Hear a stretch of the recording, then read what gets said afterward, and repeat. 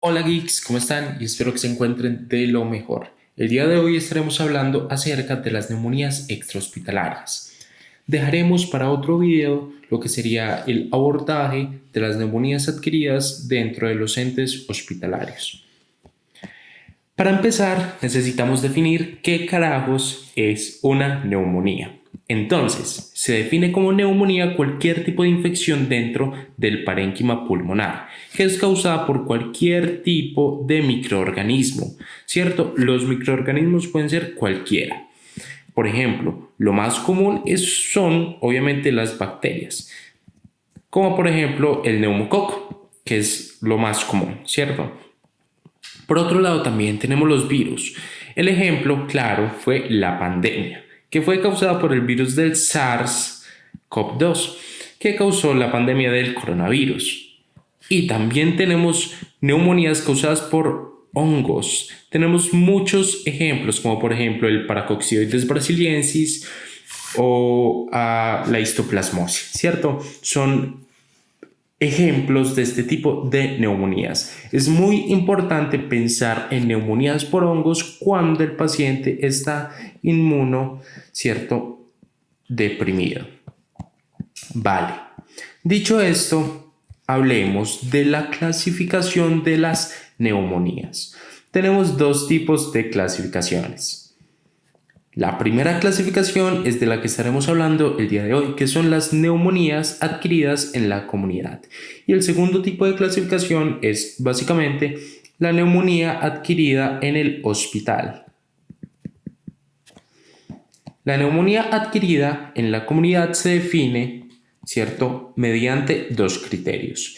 El primero es que el paciente lleve menos tiempo, o sea, menos de 48 horas hospitalizado y que haya sido de alta por mayor o igual tiempo de los 7 días. Es decir, si se encuentra menos de 48 horas, es decir, lo hospitalizaron en este punto A y no han pasado todavía 48 horas, este lapso de tiempo se considera que es una neumonía adquirida en la comunidad. Y si, digamos, el paciente fue dado de alta en el punto B, tienen que pasar más de 7 días, ¿cierto? Para que sea considerada una neumonía adquirida en la comunidad. Listo. Dicho esto, pues obviamente las neumonías adquiridas en el hospital son aquellas que el paciente pasa mayor o igual a 48 horas hospitalizado o que tiene menor tiempo o igual, menor tiempo, perdón, menor tiempo de 7 días de haber sido dado de alta.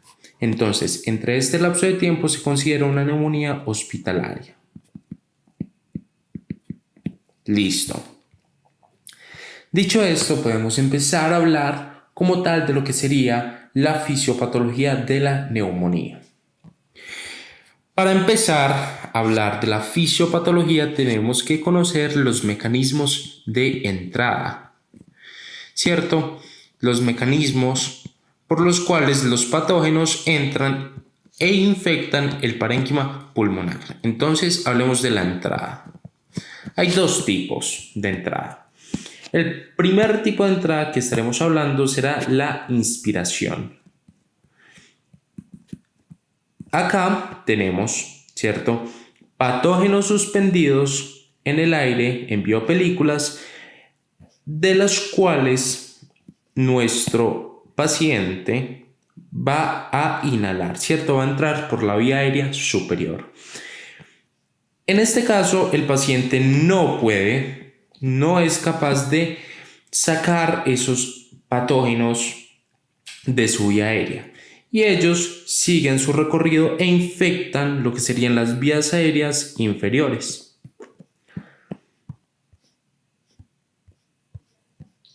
También tenemos, ¿cierto?, el otro tipo de mecanismo de entrada que es la aspiración. o mejor dicho, la broncoaspiración, en el cual los microorganismos lo que harán serán lo siguiente. Tenemos, ¿cierto?, nuestro tubo o nuestra vía digestiva. Nuestra vía digestiva está llena de organismos que son pertenecientes a la microbiota de la vía digestiva. Sin embargo, ellos entran por broncoaspiración a la vía aérea y finalmente llegarán a infectar las vías aéreas inferiores. Esos son los mecanismos de entrada. Es muy importante la aspiración dentro de los pacientes, ¿cierto?, que sufren alcoholismo, ¿cierto? La ingesta de alcohol es un importante factor para la aparición de la neumonía por broncoaspiración. Bueno, dicho esto, hablemos de la fisiopatología per se, ¿cierto? Ok, tenemos que pensar primero que todo que nosotros tenemos mecanismos de defensa. Dichos mecanismos de defensa son dentro de las vías aéreas superiores, tanto superiores como inferiores, la tos y el moco. Digamos y supongamos que el patógeno, que este muchacho, esta bacteria muy fea, ¿cierto?, logró pasar el primer mecanismo, que es la tos, y logró pasar el segundo mecanismo, que es el moco. Tenemos otro tipo de mecanismos, por ejemplo, las inmunoglobulinas A, también la IgA. La inmunoglobulina A está presente en las mucosas y lo que hace la inmunoglobulina A es básicamente, digamos que es la bacteria, la inmunoglobulina A lo que hace es opsonizar la bacteria, es decir, la marca, le hace una especie de marcaje para que sea más apetecible por los macrófagos y como tal las células del sistema inmune, ¿cierto? Lo marca, le da visibilidad, digámoslo de ese modo. Ese es uno de los mecanismos de defensa. Y finalmente tenemos acá, a nivel de lo que sería el alvéolo, unas células de defensa que son los macrófagos alveolares. Los macrófagos. Los macrófagos lo que harán es fagocitar precisamente la bacteria e impedir que ésta se siga multiplicando, ¿cierto? Básicamente. Y también empezarán a realizar el reclutamiento de otras células de la inmunidad. ¿Qué es lo que sucede? La neumonía aparece cuando la dichosa bacteria logra superar, ¿cierto? Logra superar todos los sistemas o los mecanismos de defensas previamente nombrados. Entonces la bacteria empieza a proliferar y a producir material purulento, básicamente. La bacteria en este caso empieza a dañar lo que serían los epitelios y a producir sustancias que se liberan para realizar quimiotaxis y finalmente que los macrófagos o que los polimorfonucleares neutrófilos, ciertas células de la inmunidad, lleguen a atacar a la bacteria. Lo que liberan las bacterias son las endotoxinas. Vale. Las endotoxinas lo que hacen finalmente es dañar un poquito, ¿cierto?, las membranas de los alvéolos y algo que es extremadamente importante, lo que hacen es que aumentan, ¿cierto?, la permeabilidad vascular. Vale, ese aumento de la permeabilidad lo que permite es que las células que están las células, los leucocitos, ¿cierto? Esos glóbulos blancos vayan e intenten atacar la bacteria. Adicionalmente, sucede que como aumenta la permeabilidad, las células sanguíneas pueden entrar y eso veremos que tiene repercusión dentro de la morfología patológica de la neumonía, en un proceso que se llama la hepatización roja. Importante, que acá los macrófagos también empiezan a generar muchos tipos de interleucinas, por ejemplo la interleucina 8 y la interleucina 6 y el factor de necrosis tumoral alfa, del cual este último es muy importante saber que produce la pirexia, o mejor dicho, que produce lo llamado fiebre en los pacientes. Y estas interleucinas 8 y 6 también estimulan lo que sería la quimiotaxis para que los polimorfos nucleares neutrófilos y en general las células de la inmunidad vayan a la respuesta de la endotoxina de la bacteria y vayan y ataquen precisamente a las bacterias. Dicho esto, veamos los procesos que tienen la neumonía. Lo primero es que se genera un edema, básicamente. Entonces, la bacteria empieza a generar sustancias, mucho moco, mucho pus y empieza a llenar el alvéolo como tal. Esta es la bacteria, ¿cierto? La bacteria y está generando toda esta cantidad de pus. Listo. Posteriormente, como habíamos dicho, la endotoxina lo que causa es un aumento de la permeabilidad vascular. Ese aumento de la permeabilidad vascular permite que muchos eritrocitos entren al alvéolo, ¿cierto? Acá está la bacteria. Y que también muchas células de la inmunidad entren hacia el alvéolo. En este momento se da un proceso llamado la hepatización roja. Y este proceso en el cual los eritrocitos pasan al alvéolo se llama fuga alveolar capilar. ¿Vale? Adquiere el nombre de hepatización roja porque se parece bastante a lo que sería un tejido hepático, ¿cierto? Se parece mucho al tejido hepático. Posteriormente viene el proceso llamado de hepatización gris.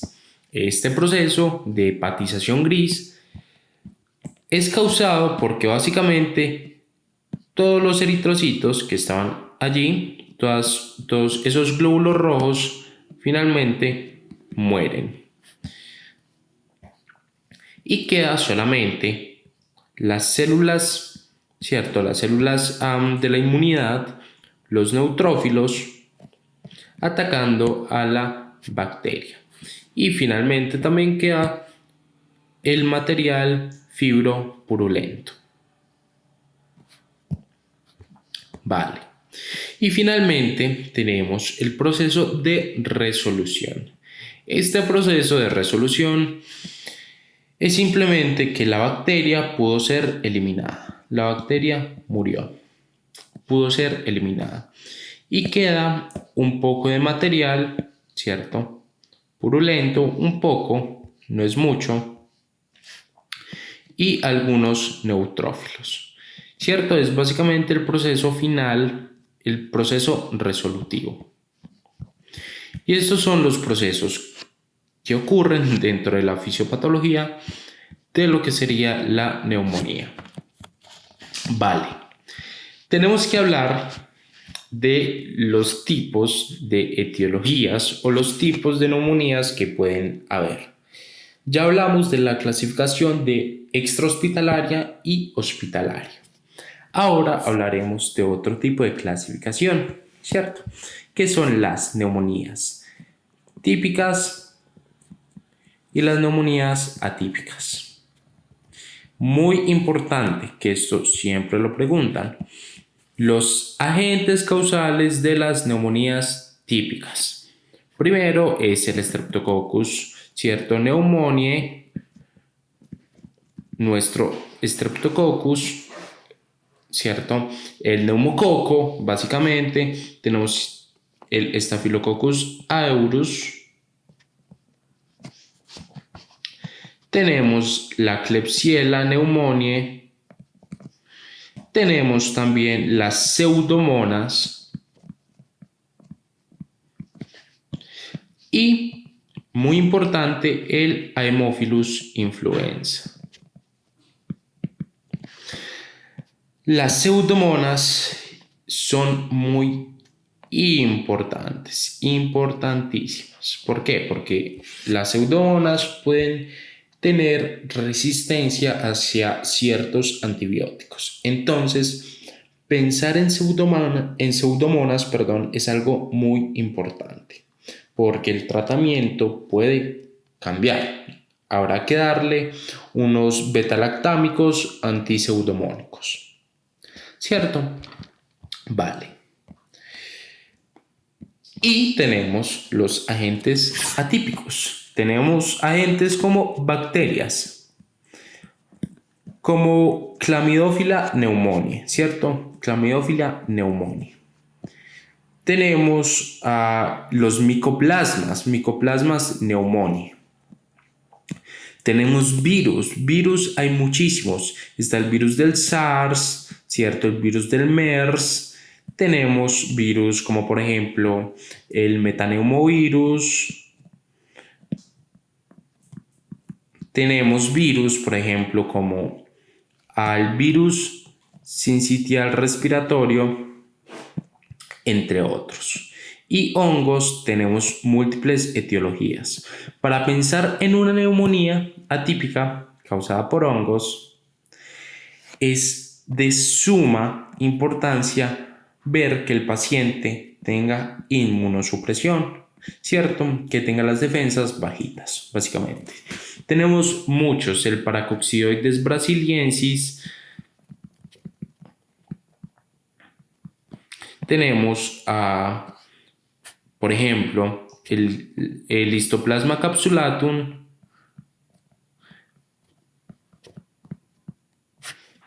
entre otros. El Coccidioides imitis, por ejemplo, hay bastantes etiologías dentro de los hongos. Vale, y clínicamente, ¿cómo sé que un paciente tiene una neumonía típica con una neumonía atípica? Primero, lo que tenemos que pensar es si el paciente, sí, básicamente el paciente tiene algún tipo de nexo epidemiológico. Por ejemplo, como habíamos dicho, si es inmunosuprimido, podemos llegar a pensar en Paracoccidioides brasiliensis si nuestro paciente es trabajador en zonas donde hay suelos con pHs altos, es campesino, por ejemplo, y recoge café o plátano, ¿cierto? Es común. Histoplasma capsulatum, por ejemplo, si está en contacto con aves o etc. Vale. Algo muy común de las neumonías típicas es la expectoración. En las neumonías típicas casi siempre los pacientes tienen expectoraciones mucopurulentas. En cambio, en las neumonías atípicas es muy común que no haya expectoración mucopurulenta. ¿Por qué? Pues porque, por ejemplo, los virus no causan ese tipo de material purulento. Pero pues hay bacterias, ya vemos que hay bacterias atípicas, ¿cierto? Y pueden llegar a causar ese tipo de material. Algo muy fundamental para determinar si es una neumonía típica o una neumonía atípica será la radiografía, ¿cierto?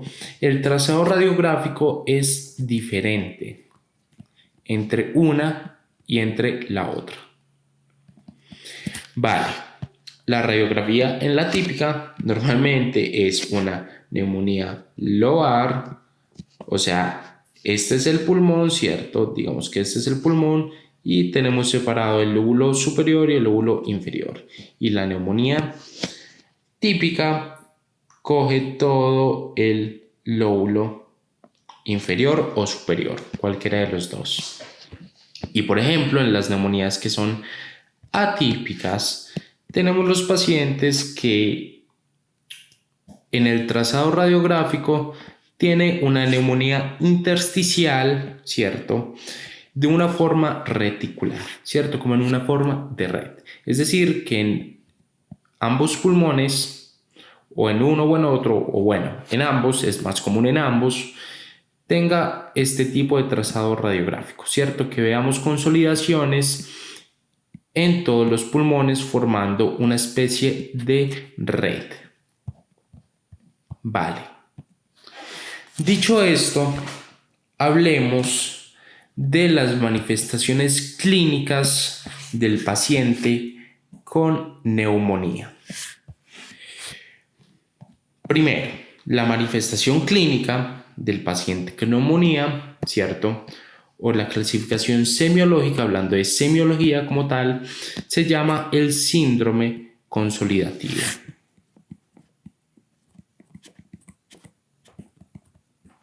Ese síndrome consolidativo vamos a encontrar un paciente al examen físico respiratorio que en la inspección, ¿cierto?, puede llegar a tener signos de dificultad respiratoria.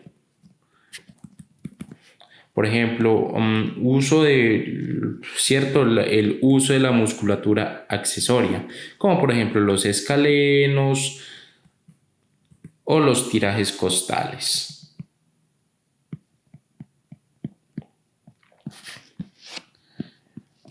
A la percusión encontramos la matidez en el lugar que está la consolidación. Listo. Imaginemos lo siguiente. Tenemos este pulmón, ¿cierto? Y en este punto tenemos una consolidación. Y aquí tenemos la pared torácica, en este punto. Nosotros realizamos la percusión en varias zonas del tórax, ¿cierto? Realizamos una arriba, otra acá en el medio y otra acá abajo. Vamos a ver el tórax resonante en las zonas que no hay consolidación, ¿cierto? Por ejemplo, acá resonante y acá también es resonante. Pero en este punto nosotros nos encontramos matidez por el simple hecho de que hay una consolidación que está ocupando el espacio alveolar que se supone que está lleno de aire, ¿cierto? Y está generando una especie de masa, es una consolidación, ¿cierto? Básicamente. Y encontramos la matidez. Ok. Por ejemplo, en la palpación, algo que también sucede es el aumento de las vibraciones vocales. Las consolidaciones lo que hacen es que transmiten mucho mejor el sonido. Entonces, el paciente va a tener un aumento de las vibraciones vocales. Las vibraciones vocales es cuando colocamos las manos, ¿cierto?, en el tórax del paciente y le decimos que diga 33. Y notamos, ¿cierto?, que hay un aumento de las vibraciones vocales con respecto a la otra mano que está comparando, el otro hemitórax. Eso sería la vibración vocal. Y finalmente, importantísimo, lo más importante del examen respiratorio es la auscultación. Ok. En la auscultación encontramos estertores. Y en algunos casos podemos escuchar ciertos sibilancias.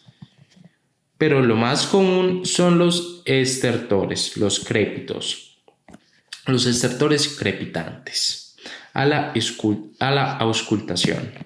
Y siguiendo con las manifestaciones clínicas de los pacientes con neumonía, nosotros encontramos los siguientes cuadros en un libro que se llama Medicina basada en la evidencia de Magee, en el cual nos hablan de los posibles signos y síntomas clínicos que puede llegar a presentar un paciente que tenga neumonía.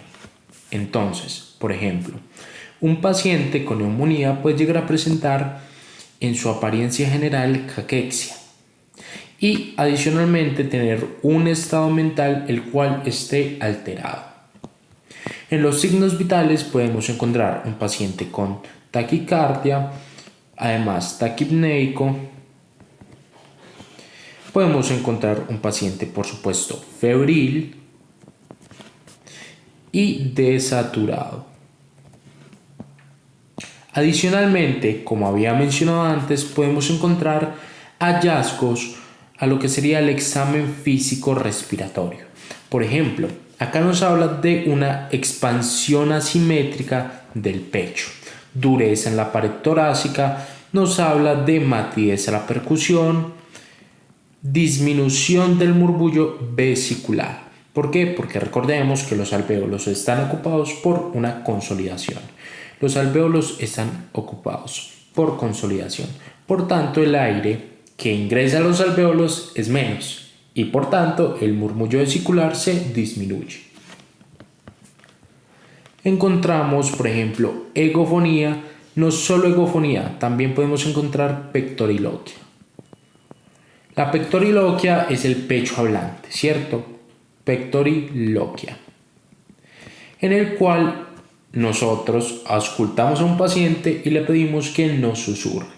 Básicamente nosotros encontramos a la auscultación que podemos oír claramente lo que el paciente susurra. Y la egofonía son cambios de letras, por ejemplo, de la E pasa a la letra A. Crackles, que son crépitos que ya habíamos hablado anteriormente, y también podemos llegar a encontrar sibilancias. Tenemos una tabla, ¿cierto? Una puntuación diagnóstica que nos aumenta la probabilidad con cierto número de hallazgos. Por ejemplo, si son 0 a 1 hallazgos, la probabilidad de que sea neumonía es baja. O si son de 4 a 5 hallazgos que habíamos mencionado anteriormente, aumenta la probabilidad de que el paciente presente neumonía. Esto se explica mucho mejor en el siguiente cuadro, ¿cierto? Entonces, nos hablan de los signos clínicos que aumentan la probabilidad de que el paciente presente una neumonía. Por ejemplo, nos hablan de la matidez a la percusión, nos hablan de la desaturación de oxígeno. Todos estos signos y síntomas que encontramos aquí aumentan la probabilidad de que el paciente presente neumonía. Por ejemplo, un puntaje diagnóstico de 4 a 5 aumenta considerablemente la probabilidad de que el paciente presente neumonía. La egofonía y la pectoriloquia, acá hay que colocarlos, egofonía y pectoriloquia,